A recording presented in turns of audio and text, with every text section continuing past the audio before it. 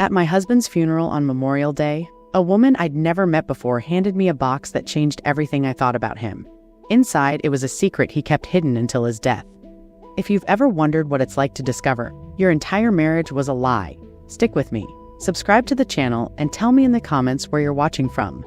Love to know you never fully know someone, not even your spouse. That's the central truth of this story. We think that marriage is the ultimate bond, that love and shared life erase all secrets, but sometimes, the person sleeping beside you every night can be the one holding the deepest, most devastating truth. This story is about how that truth can either liberate you or completely destroy everything you believed about yourself, your life, and your love. My name is Olivia. I'm 39 years old. For the last 17 years, I've been married to Daniela, man everyone admired. A military officer, strong, disciplined, respected. A hero to the country, but a mystery to me. I teach literature at a local high school, and people always described me as the perfect wife. Quiet, supportive, loyal, discreet. I knew how to host dinners without making them about me. I knew how to pack his bags when he was deployed without asking too many questions.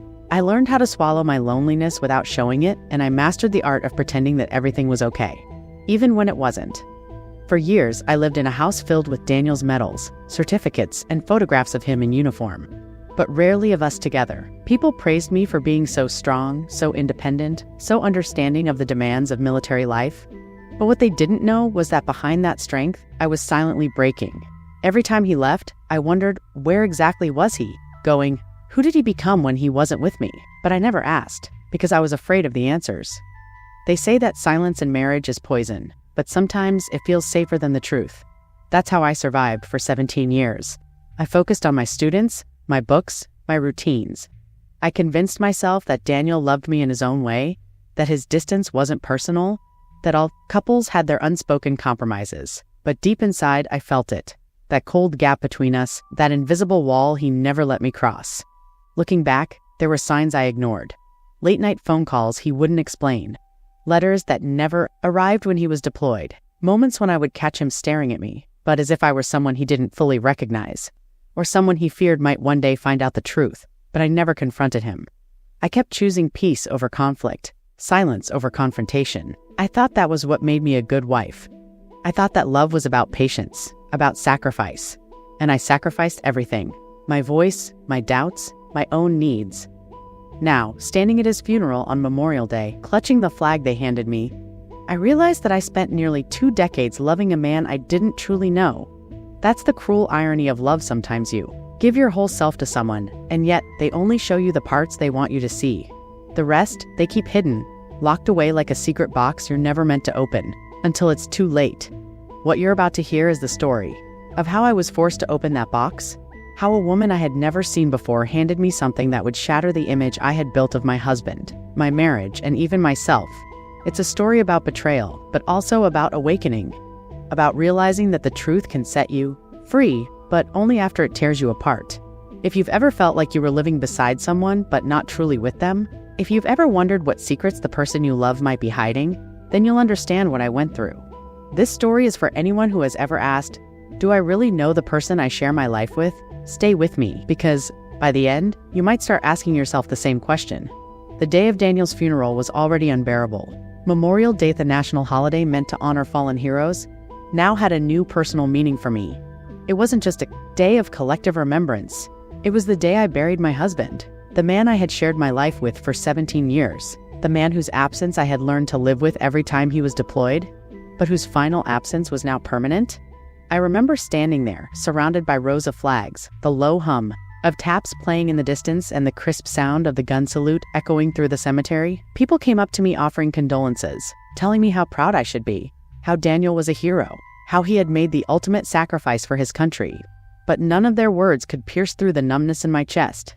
All I could feel was this strange mixture of grief and confusion, because even in death, Daniel still felt distant, like there was something left unsaid between us.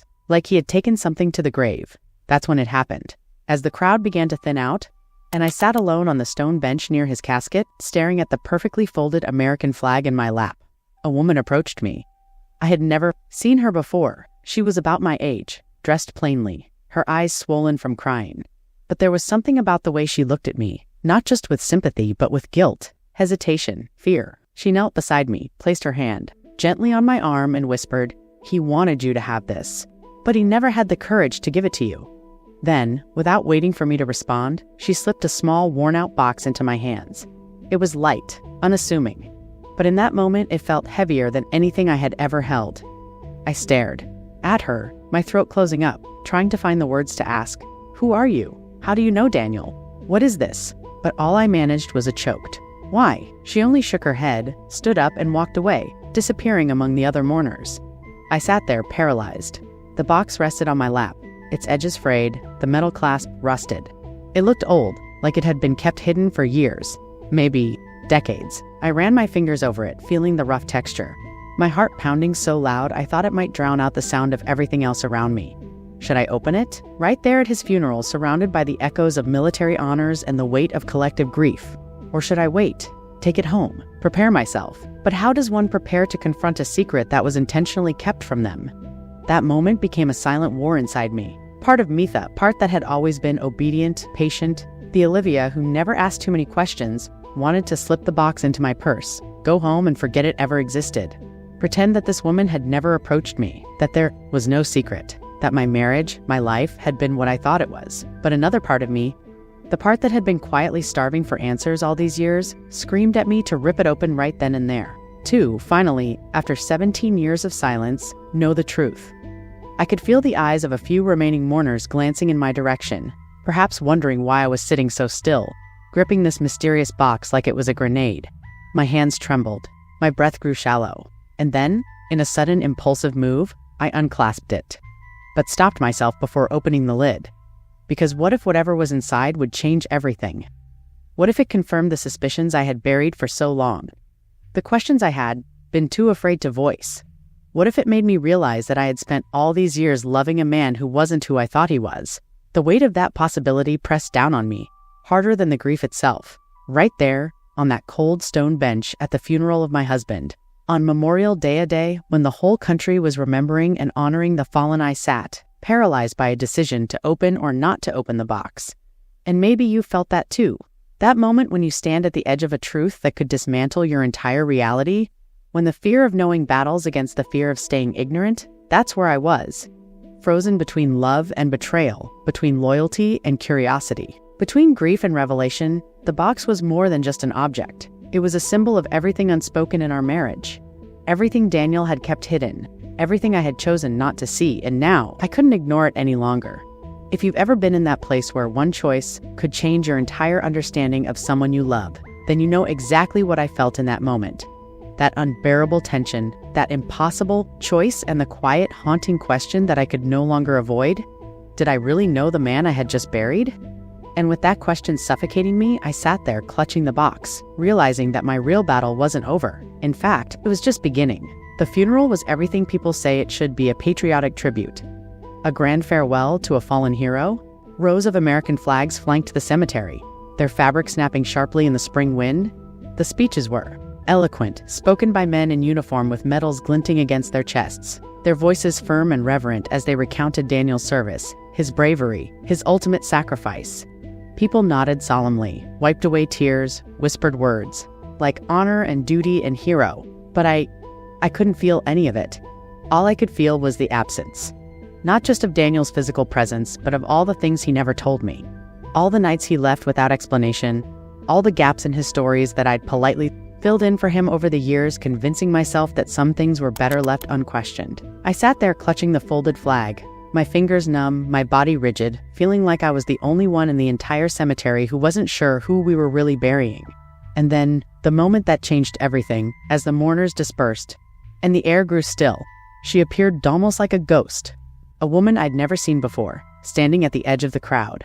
Her eyes locked on me as if she'd been waiting for just the right moment. She walked toward me slowly, her footsteps nearly silent against the gravel path. She wore no makeup, no jewelry, just a plain black dress, as understated as her presence. But there was something about her gaze, so intense, so sorrowful, that sent a chill through me. She stopped right in front of me, knelt slightly to my eye level, and without preamble, pressed a small box into my hands. Her voice barely above a whisper. He wanted you to have this, but he never had the courage. I couldn't even ask her who she was before she stood up and walked away. Disappearing among the gravestones as quickly as she had come, I looked around, disoriented, wondering if anyone else had seen what had just happened, but everyone seemed absorbed in their own private grief, oblivious to the seismic shift that had just occurred in mine. The box was simple, old, its corners worn, its clasp barely holding together. I stared at it, my mind racing with possibilities, each more terrifying than the last. But I couldn't open it there, not with Daniel's casket still in front of me, not with strangers offering condolences over a man I no longer knew how. Two defined dots, so I took it home. For days, I kept it on the mantel above the fireplace, where Daniel's photograph used to sit before I moved it to the bedroom. I would walk past it every morning, every evening, feeling its silent pull. My mind kept looping back to that woman's words. He wanted you to have this, but he never had the courage. What was he so afraid to tell me? What secret was so unbearable that he carried it all the way to his grave? Each night, I sat on the couch, staring at it, telling myself tomorrow I'd be ready to open it. But tomorrow kept becoming the next day and the next, because once I opened that box, there would be no turning back. I'd have to face whatever truth Daniel had hidden from me, and I wasn't sure I was ready to confront the man I'd been married to for nearly 2 decades. But curiosity has a way of gnawing at you until you have no choice. So one night, alone in the house with only the ticking of the clock and the sound of rain against the windows, I finally sat down, took a deep breath, and unclasped the box. Inside, there were letters, dozens of them, yellowed and creased from years of folding and unfolding. Written in a handwriting I recognized instantly.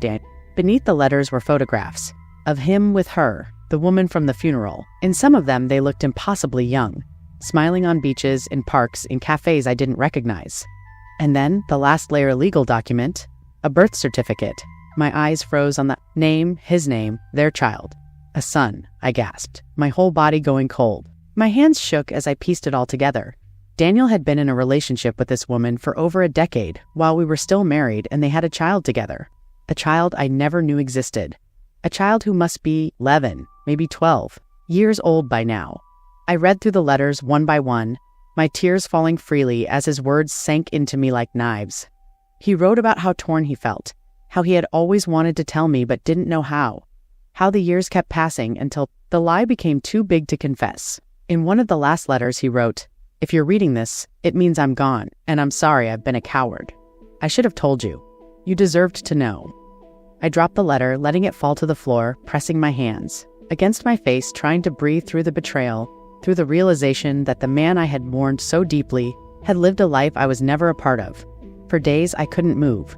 I didn't eat. I didn't answer calls. I sat in that house, surrounded by the ghosts of our marriage, reliving every moment through a new, fractured lens. Had I really never noticed? Had I chosen not to see? Was I complicit in my own deception by never asking the hard questions? I felt rage, but also guilt and grief, for the life I thought I had, for the man I thought I knew, for the years I had dedicated to someone who, in the end, had been a stranger in many ways. But the letters kept calling me back, and eventually one emotion rose above all the others, the need for closure. So I did the only thing I could. I searched for her. It didn't take long to find her address. It was on one of the letters Daniel had kept. My heart pounded as I drove to the small house on the outskirts of town, rehearsing what I would say, what I would ask. But when she opened the door and saw me, neither of us spoke at first. We just stood there, 2 women bound by the same man, the same lie, the same pain. Finally, I asked the only question I could manage. "Did you know about me?" She nodded, tears welling up in her eyes. "I knew, but I never wanted to destroy your family. He loved you too." We sat down in her living room, 2 strangers sharing a lifetime of unspoken truths. She told me about their relationship, how they had met during one of Daniel's deployments, how their connection had been impossible to sever, but also impossible to fully embrace because of his marriage. She showed me pictures of their son, our son in a way. A boy with Daniel's eyes, Daniel's crooked smile. I left her house in a daze, my mind and heart shredded by the complexity of it all, and then, almost a year later, on the next Memorial Day, I found myself back at the cemetery, standing at Daniel's grave. But this time, it wasn't to mourn him as the man I had lost. It was to say goodbye to the version of myself who had loved him without ever fully knowing him. I placed the box at the foot of his headstone, the letters, the photos, all of it. Not as an act of forgiveness. I wasn't there yet. Maybe I never would be, but I was ready to let go as I stood there. The wind lifting the edge of my dress, the flags snapping in the distance just as they had a year before. I realized that Memorial Day would always be a reminder, not just of Daniel's sacrifice, but of the lesson he left me with. You never truly know someone until it's too late, and maybe, in some ways, that's what love is. The courage to live with what you'll never fully understand. When I finally gathered the courage to see them again, it wasn't strength that pushed me forward, it was necessity. I needed to face the living proof of Daniel's hidden life, to see with my own eyes what he had built in the shadows of our marriage. I didn't expect kindness. I didn't expect understanding. I didn't even know what I was looking for, but nothing could have prepared me for what happened when the door opened. There he was, standing just behind his mother, peeking shyly around her waist. A boy no more than 12 with the unmistakable eyes of his father. Those same storm gray eyes that used to look at me across our kitchen table over morning coffee, through soft I love yous before he left for another deployment. My throat tightened, and for a moment I couldn't breathe. His mother knelt beside him, whispering something softly in his ear, encouraging him forward, and then he said it. With a small, uncertain smile, his voice light but steady. "Hi, are you Aunt Olivia?" My entire body froze, my heart crashing against my ribs. So hard I thought it might shatter. Aunt Olivia, not stranger, not intruder, not enemy. Aunt. He knew me, or at least, he knew of me. I couldn't speak. My eyes flooded with tears as I nodded, barely able to force a single word past the lump in my throat. Yes. His mother placed a gentle hand on his shoulder and said, "Your dad always told him about you. He made sure our son respected you, knew who you were, even if you never got to meet." I felt my knees weaken, and I instinctively reached for the doorframe to steady myself. All these years, all those nights I spent wondering what Daniel was hiding, fearing the distance between us, convinced that he had simply stopped loving me. And yet, here was proof that, in his own fractured, cowardly way, he had never let me go. He had never stopped seeing me as part of his life, even if he lacked the courage to fully live that truth. I wanted to scream at him, to rage against the man who had left me with half a life and a mountain of unanswered questions, but all I could do was look at that boy. At his innocent eyes, at the way he reminded me of everything I loved and lost, all woven together in one human being. In that moment, I realized something that broke me open completely. Daniel wasn't just a liar. He wasn't just a coward. He was a man who had loved deeply, but imperfectly. A man who had been trapped by his own fear, paralyzed by the choices he made and the ones he didn't. He had wanted us to know each other. He had wanted to bridge these two worlds, but he simply didn't know how, and now it was too late. That realization crushed me more than the betrayal, more than the years of deceit. It was the waste that hurt the most. The moments we could have shared, the family we could have been. If only he had chosen courage over fear.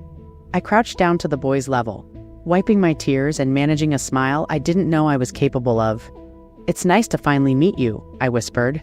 He smiled back, completely unaware of the weight of that moment, the history, the heartbreak, the love that had been buried long before his father ever was. As I stood to leave, his mother touched my arm gently and said, "He was proud of you. He always was." I walked away from that house carrying a truth heavier than any coffin. Daniel loved me, but love without courage is just another kind of absence. I stood at his grave exactly 1 year later on another Memorial Day, surrounded by the same fluttering flags, the same salutes, the same speeches about sacrifice and honor, but this time I wasn't there as the grieving widow clinging to memories.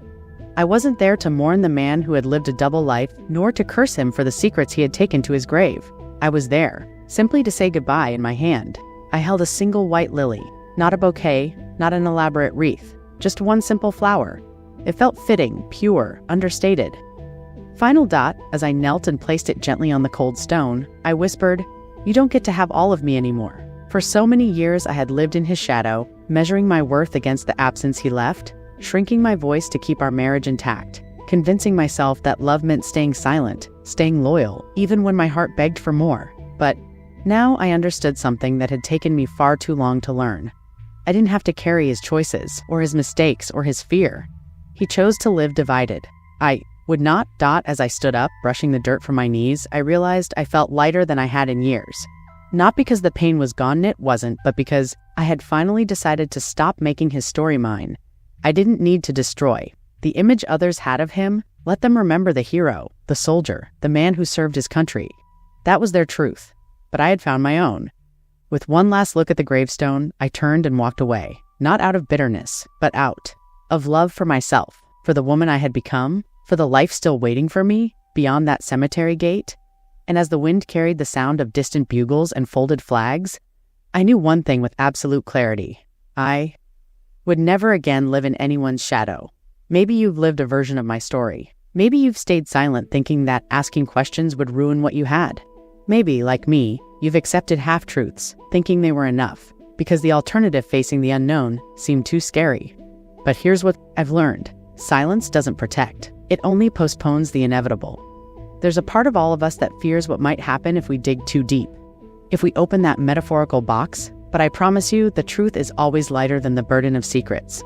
If you're carrying doubts, living in the shadow of someone else's choices, or clinging to a version of love that demands you stay silent, know this: you are not alone. This community exists so that none of us have to suffer in silence anymore. We tell our stories not to shame us, but to free us, and maybe help someone else find the courage to do the same. Share your story in the comments, and subscribe to our channel, Confession: Stories Where Pain Turns into Healing.